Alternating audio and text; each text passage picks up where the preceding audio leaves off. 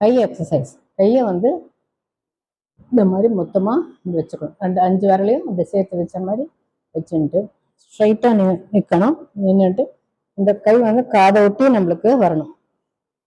1 2 3 4 5. அதே மாதிரி இந்த பக்கம் 1 2 3 4 5. நெக்ஸ்ட் இப்போ கிளாக் வைஸ் பார்த்தோம் இல்லையா, அது ஆன்டி கிளாக் வைஸ். 1 2 3 4 5.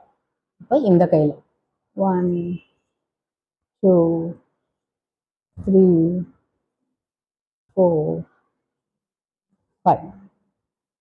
இப்போ ரெண்டுமே சேர்ந்து பண்ணணும் பாருங்க. 1 2 3